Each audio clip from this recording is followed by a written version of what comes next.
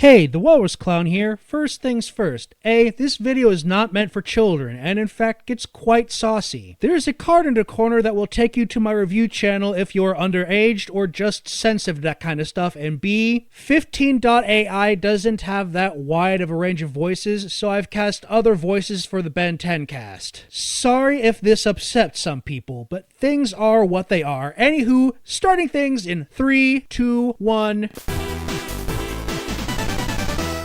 We open our little adventure with an alternative take on the Omniverse episode, Ben Again, where instead of doing a timeline inversion, a 10-year-old Ben from the original series and the Omniverse version of Gwen swap bodies with each other because of time shenanigans caused by Eon. Why do I feel so tall, and why does my voice sound so weird all of a sudden? And why do I have boobs? In the confusion, Ben ran off and naturally went to the nearest bathroom to see what he looked like now. Okay, how did I magically turn into a redhead teenage girl? And where is Grandpa and Gwen? Man, these boobs feel weird.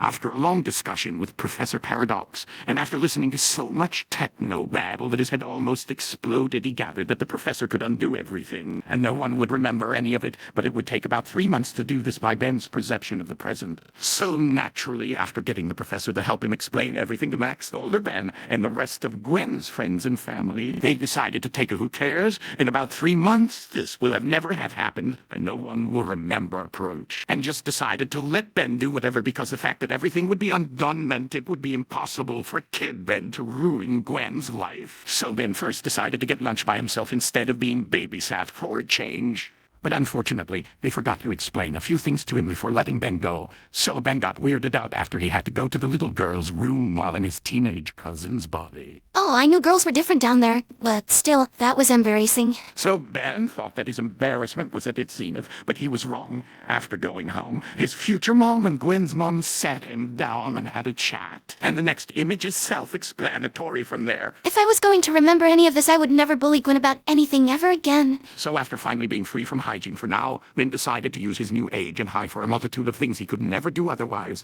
like seeing a PG-13 film without permission. Why did I have to be 13 to see this again? It's just blood and a bit of flirting. It isn't like anyone is naked or anything. The rating system is kind of a joke. What Karen came up with it. Riding a roller coaster that he was too short for before. This is awesome! And staying up way past his bedtime and going to one of those haunted attractions. Oh God, this was a mistake! What was I thinking?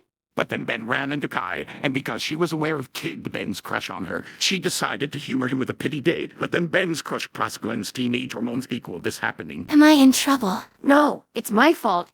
Your mom never explained hormones, did she? But then the professor dropped a bombshell. Apparently everyone misunderstood his techno-babble, and this wasn't going to be undone. He fixed it so that the prime timeline was fixed. And now the Ben Team Gwen and Team Gwen in Ben's body were going to be their own split timelines, so Ben was stuck. Really? You wait until now to explain it in a way that we could understand. What is wrong with you? With the bad news in hand, and the one thing constant across all timelines is that Ben, Kai, end up together. Wibbly wobbly time something or other. And Kai in this timeline is bi, so they end up dating for real this time, and Ben, who is embracing what has happened, and is just going by Gwen now, is getting cleaned up for the first time and is looking at himself in the mirror. Is it wrong I feel pretty?